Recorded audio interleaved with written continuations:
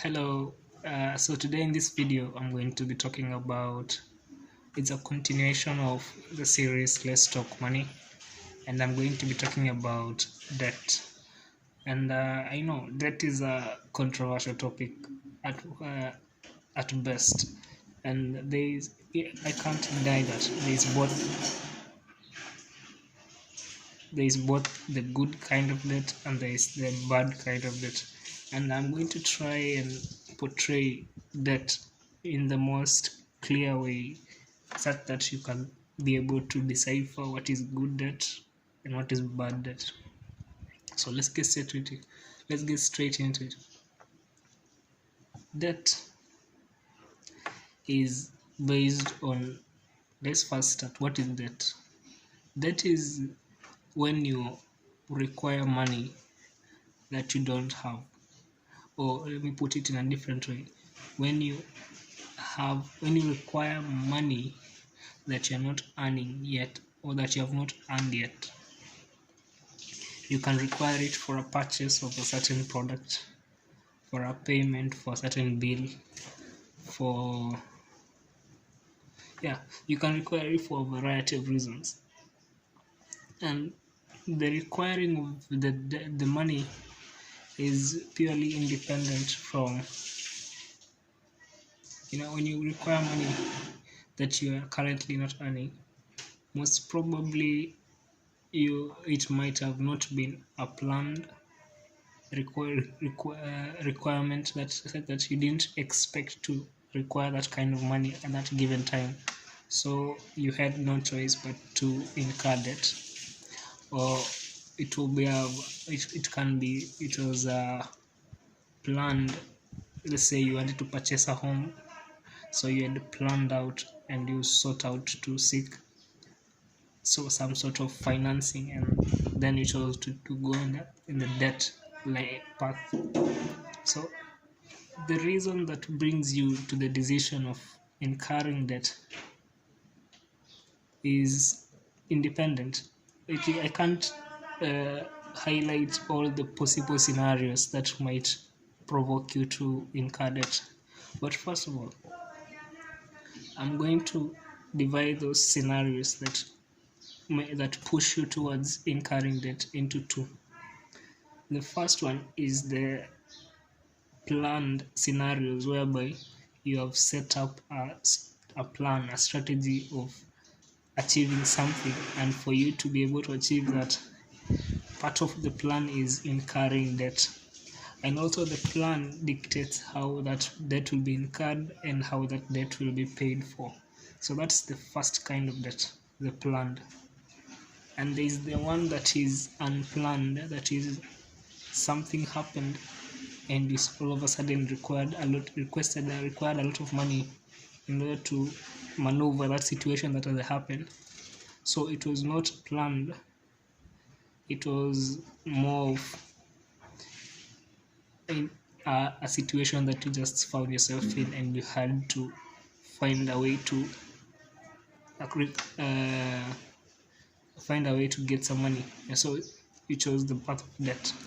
So in the first scenario, if you are incurring debt because you have planned for it, that is the kind of debt that is beneficial, because when you plan for something, let's say you want a house, then you are able to look at the different kinds of offers in terms of financing that house purchase.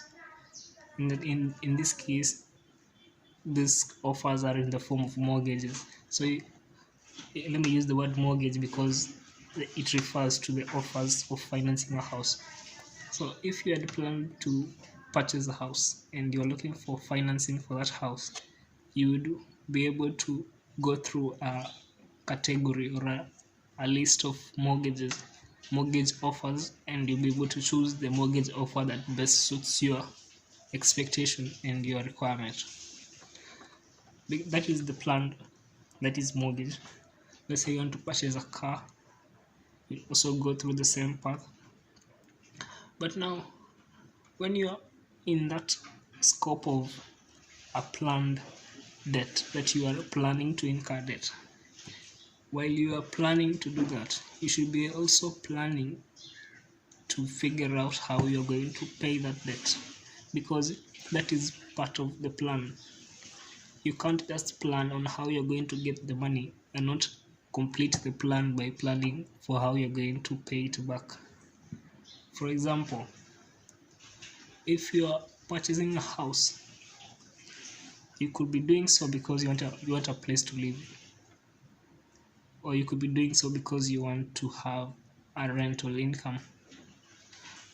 Now, if your objective was a place to live, the kind of mortgage offers that you'll probably look for is the kind that is best suited with your current source of income. Let's say you're employed, you have a monthly salary, or a 2-week salary, or a weekly salary, depending on how you earn your money.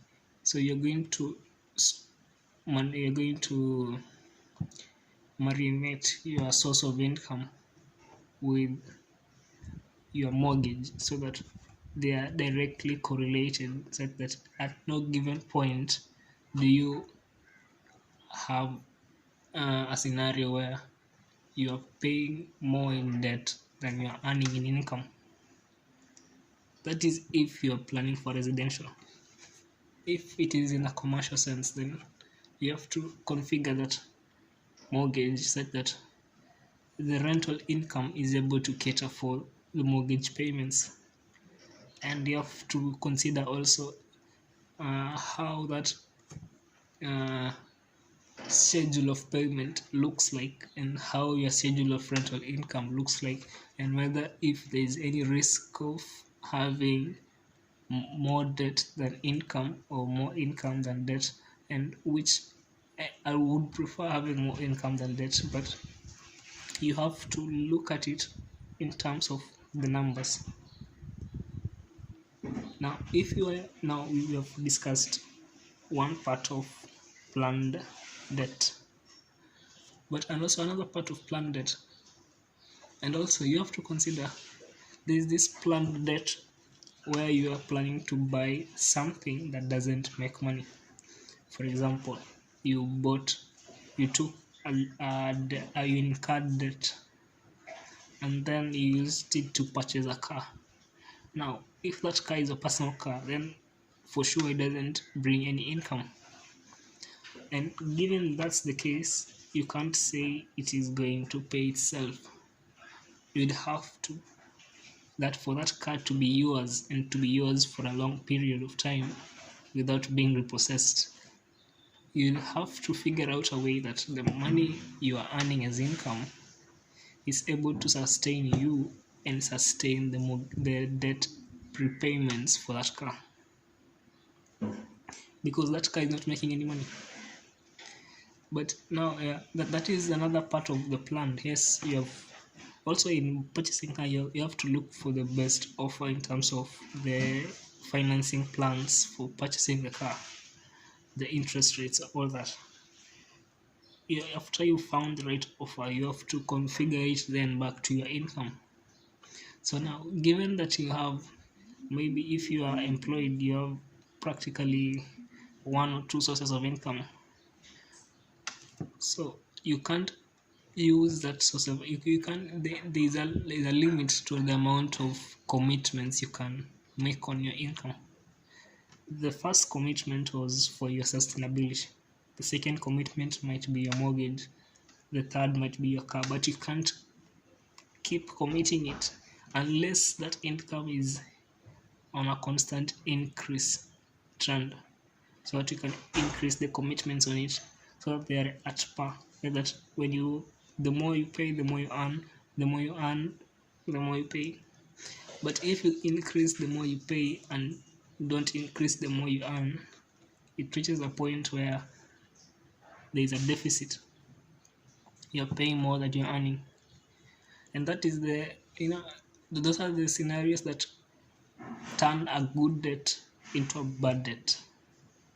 You could be having a very good debt whereby you're making 100%. From that 100%, you're using 30% of it for your living expenses. you're using 20% of it for your mortgage repayment, and that 50% is either savings or some for with just extra cash for your own sustainability.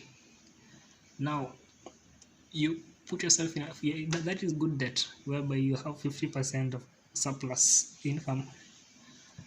Now if you are in that position initially, then you decided to take on another debt that now took another 20% from your income. Now you're left with 30%.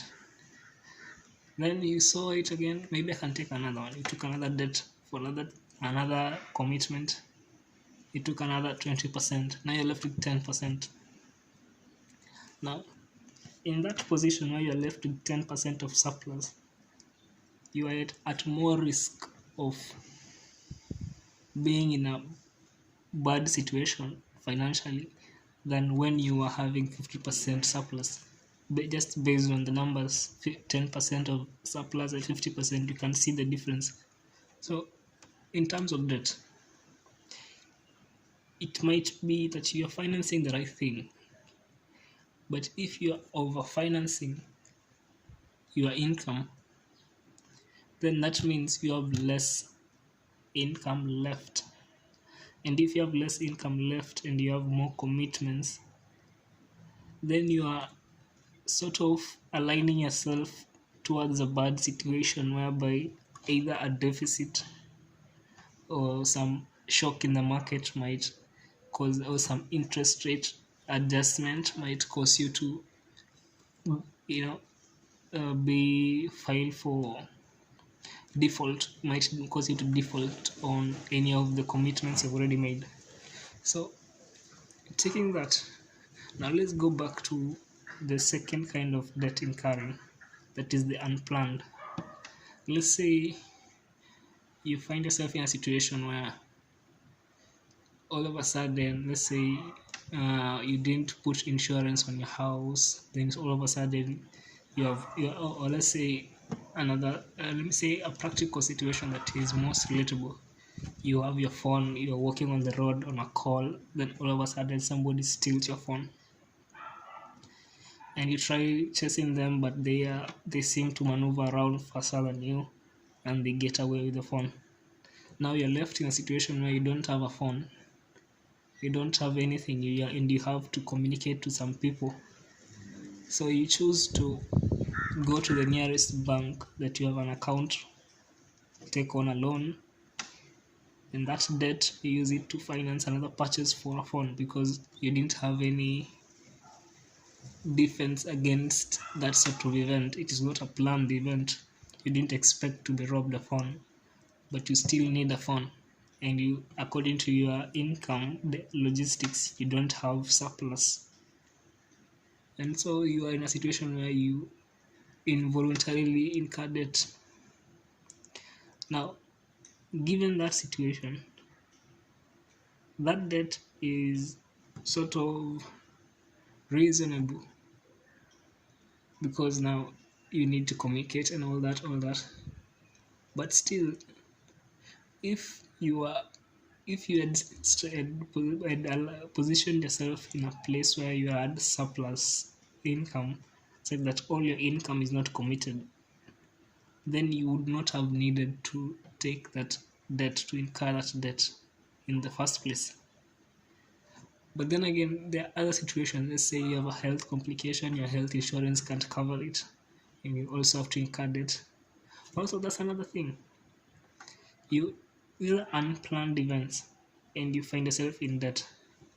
And I can't say that there is a way that you can avoid all this, but there's a way that you can be prepared for any of those in unplanned situation, unplanned scenario.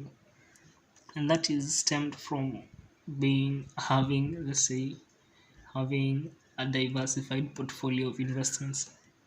By diversified, I mean you might have a life insurance there, you might have money market there, you have stocks there, you have some bonds there, you have several other assets. You have property here, you have land there, you have all these things give you the edge that you need to hedge against unplanned situations. And from the word unplanned, it means that it didn't stem from a predetermined thought. You didn't sit down and decide. But even though even right now as you're preparing, it doesn't mean that you're planning for them, because still those situations come in an unplanned manner. So what you're doing is you're positioning yourself to be in a place where no matter what happens, you're in the best position, doing the right thing at the right time for the right reason. And that is the whole idea about debt. So if you can minimize the if you can maximize the let's say what do you call it, the surplus income, and maximize the surplus income, and build a portfolio of diversified investments, and take on and only incur debt that you've planned for and that you know exactly where you're going to pay it from, and minimize your exposure to debt such that at any given point you don't have more than 50% of your income committed to debt. You minimize your exposure to debt. If you maintain such a lifestyle, then you are in a better position with regards to debt than if you unregulate your debt expenditure such that you have almost 10 credit cards, you have you've fully all your SIM cards. That is that is too much exposure. You have exposed yourself too much, and any shock in the market, let's say interest rate shock, a drop in your income, you lose a job, any shock in the market can take you off because you are overly exposed.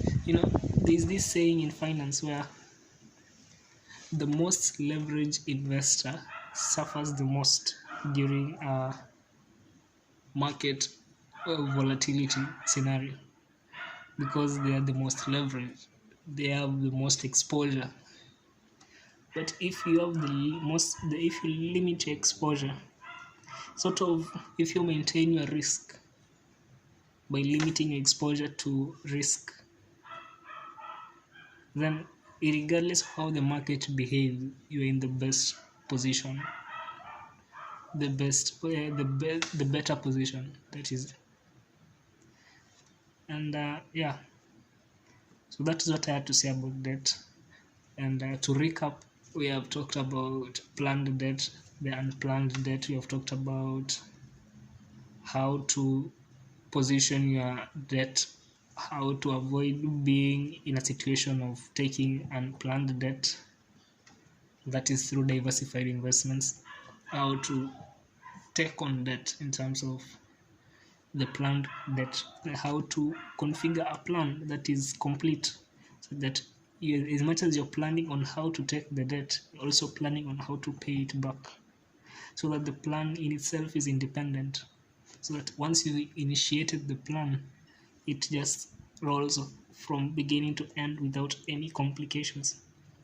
Of course, life has its own complication, but at least you have omitted your own complication on the issue, so that you're only left with the life's complication, which is much easier to deal with than to deal with your complication plus life's complication, which just complicates the whole complication.